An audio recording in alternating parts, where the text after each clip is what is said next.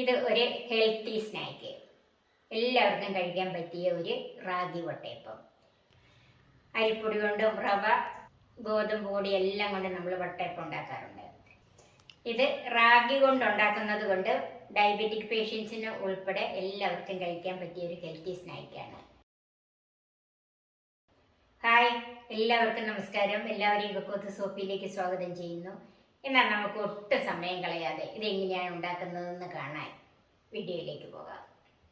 ഇത് റാഗിപ്പൊടി ഞാൻ എടുത്തിരിക്കുന്നത് ഒരു 1.5 കപ്പാണ്. ഇത് 250 ml കപ്പിനാണ് 1.5 കപ്പ് എടുത്തിരിക്കുന്നത്.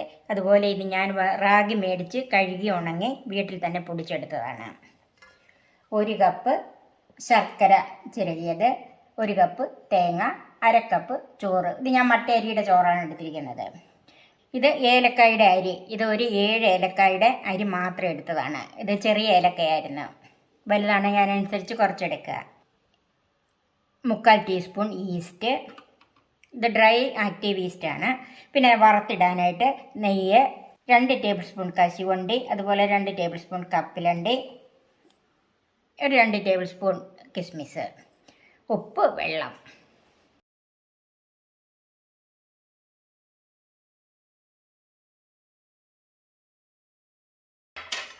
ആദ്യം നമുക്ക് റാഗിപ്പൊടി ഒന്ന് വെള്ളത്തിലൊന്ന് കുഴച്ചെടുക്കണം. അപ്പം നമ്മൾ നേരിട്ട് അരയ്ക്കാനായിട്ട് മിക്സിയിലേക്ക് ഇട്ടാൽ വെള്ളം ഒഴിച്ചാൽ ചിലപ്പോൾ അത് എല്ലാ ഭാഗത്തും വെള്ളം ചെന്ന് ചിലപ്പോൾ നനയാതെ ഇരിക്കും. അപ്പോൾ ആദ്യം നമുക്കിതൊന്ന് കുഴച്ചെടുക്കാം. ഞാൻ 1 കപ്പ് വെള്ളം എടുത്തിട്ടുണ്ട്.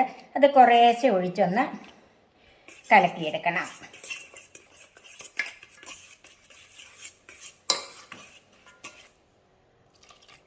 അതും കുറേശ്ശെ വെള്ളം ഒഴിച്ച് വേണം കലക്കിയെടുക്കാൻ.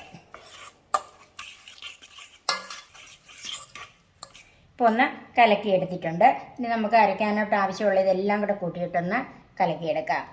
ശർക്കര, ഇനി പഞ്ചസാര വേണ്ടിയവർക്ക് അത് ചേർക്കാം. ശർക്കര ആകുമ്പോഴാണല്ലോ അല്പം കൂടെ ഹെൽത്തി ആയിട്ടാകുന്നത്, അതുകൊണ്ടാണ് ഞാനിതിന് ശർക്കര തന്നെ എടുത്തിരിക്കുന്നത്. തേങ്ങ, ചോറ്,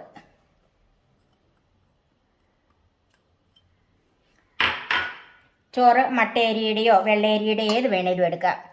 ഈസ്റ്റ്, ഏലക്കടക്കുരു, ഉപ്പ്, ബാക്കി വെള്ളം കൂടെ ഒഴിച്ചൊന്ന് നന്നായിട്ടൊന്ന് കലക്കിയെടുക്കണം. ഇപ്പം ഞാൻ ഇതിൻ്റെ അകത്ത് 1 കപ്പ് വെള്ളം ചേർത്തിട്ടുണ്ട്. ഇനി നോക്കട്ടെ, ഒന്ന് കലക്കി നോക്കിയിട്ട് നമുക്ക് അരയ്ക്കാനുള്ള പാകമായില്ലെങ്കിൽ വീണ്ടും വെള്ളം ഒഴിച്ചു കൊടുക്കണം. ഇപ്പം ഏകദേശം അരയ്ക്കാനുള്ള പാകമായിട്ടുണ്ട്. ഞാനിപ്പോൾ ഇതിനകത്ത് 1 കപ്പ് വെള്ളമേ ചേർത്തിട്ടുള്ളൂ. ഇനി നമുക്കിത് മിക്സിയുടെ ജാറിലേക്ക് മാറ്റാം.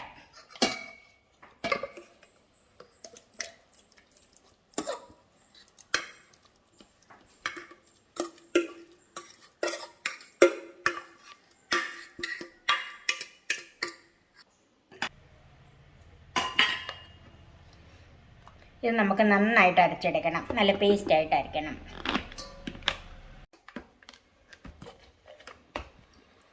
അപ്പോൾ ഇത് കണ്ടോ നന്നായിട്ട് അരച്ച് വെച്ചിട്ടുണ്ട്. നമുക്ക് ഒരു പാത്രത്തിലേക്ക് ഒഴിച്ച് വെക്കാം.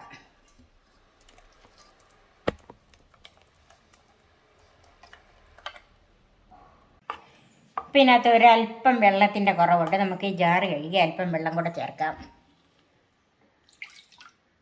ഒരു 2 ടേബിൾ സ്പൂൺ വെള്ളമാണ് ഇതിൻ്റെ അകത്ത് ചേർത്തിരിക്കുന്നത്. അപ്പം 1 കപ്പും 2 ടേബിൾ സ്പൂണും വെള്ളം ചേർത്തിട്ടുണ്ട്. ഉപ്പെല്ലാം ചേർത്താണ് നമുക്കിത് നന്നായിട്ടൊന്ന് മിക്സ് ചെയ്യാം.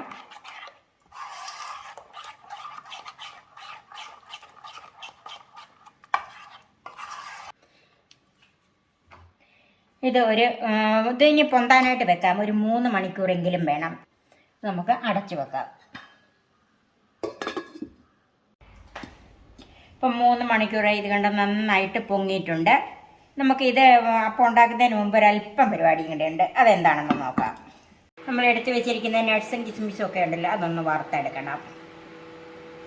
1 ടേബിൾ സ്പൂൺ നെയ്യ് ഒഴിച്ചിട്ടുണ്ട്.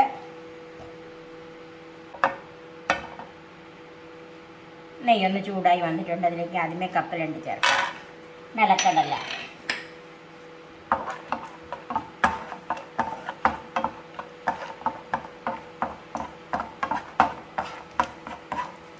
ഒത്തിരി അങ്ങോട്ട് മൂത്ത് പോകുമൊന്നും വേണ്ട.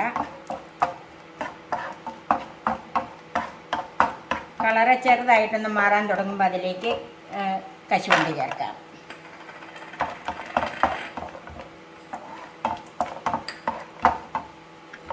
അതിലേക്ക് കിസ്മിസും കൂടെ ചേർക്കാം.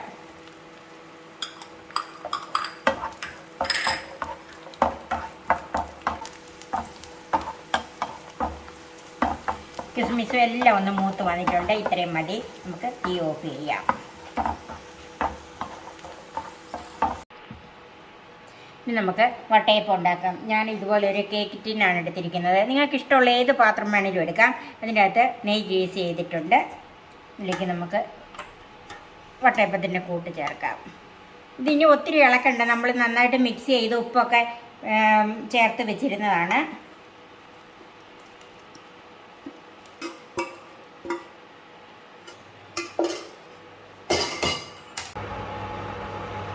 ഞാൻ സ്റ്റീമറിൽ വെള്ളം തിളയ്ക്കാൻ വെച്ചിട്ടുണ്ട്. വെള്ളം തിളയ്ക്കാൻ തുടങ്ങിയിട്ടുണ്ട്. നമ്മുടെ വട്ടയപ്പം അതിലേക്ക് വെച്ച് കൊടുക്കാം. ഇതൊരു 20 മുതൽ 25 മിനിറ്റ് വരെ വേണം. നമ്മുടെ അടുപ്പിൻ്റെയും ഇതിൻ്റെ കനത്തിൻ്റെയൊക്കെ അനുസരിച്ചാണ് ഇത് വേകാനായിട്ട് ഉള്ള സമയം. നന്നായിട്ട് ആവി കയറി വന്നു കഴിഞ്ഞിട്ട് തീ ഒന്ന് മീഡിയമിലോ കുറച്ച് കൊടുക്കണം. ഇപ്പം ആവി കയറിയിട്ട് ഒരു 2 മിനിറ്റായി. ഇനി നമുക്ക് നമ്മൾ വറുത്ത് വെച്ചിരിക്കുന്ന നട്ട്സും കിസ്മിസും ഒക്കെ ഉണ്ടല്ലോ, അത് ഇട്ട് കൊടുക്കുക. കാരണം നേരത്തെ ഇട്ട് കൊടുത്താൽ ഇത് ചിലപ്പോൾ അടിയിലേക്ക് താഴ്ന്നു പോകും.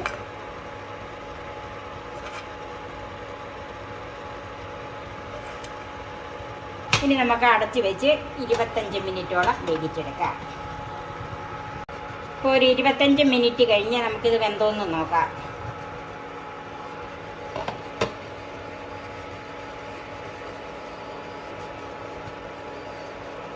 നന്നായിട്ട് വെന്തിട്ടുണ്ട്. നമുക്ക് ചൂടാറാനായിട്ട് മാറ്റി വെക്കാം.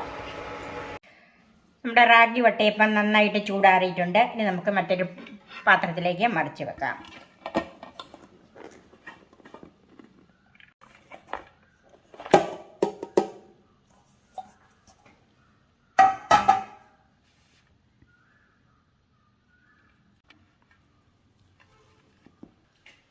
നമുക്കിതൊന്ന് മുറിച്ച് നോക്കാം.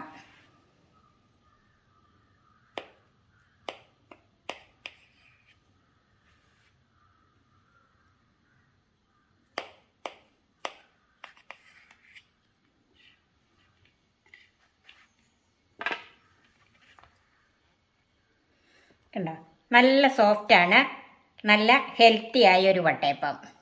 ഇത് ശർക്കര ചേർത്തുകൊണ്ടാണ് ഇത്രയും കളറ്. പഞ്ചസാര ചേർക്കുകയാണെങ്കിൽ ഇപ്പം കൂടെ കളറ് കുറഞ്ഞിരിക്കും. എല്ലാവർക്കും ഇഷ്ടപ്പെടുന്ന ഈ ഹെൽത്തിയായ റാഗി വട്ടയപ്പം നിങ്ങളൊന്ന് ഉണ്ടാക്കി നോക്കണം. എൻ്റെ ഈ ചാനൽ സബ്സ്ക്രൈബ് ചെയ്യാനും എൻ്റെ ഫേസ്ബുക്ക് പേജ് ലൈക്ക് ചെയ്യാനും ഷെയർ ചെയ്യാനും കമൻറ്റ്സ് അറിയിക്കാനും മറക്കരുത്. പുതിയ പുതിയ വിഭവങ്ങളുമായി നമുക്ക് വീണ്ടും കാണാം. ഞാൻ സോഫി കുര്യാക്കോസ്.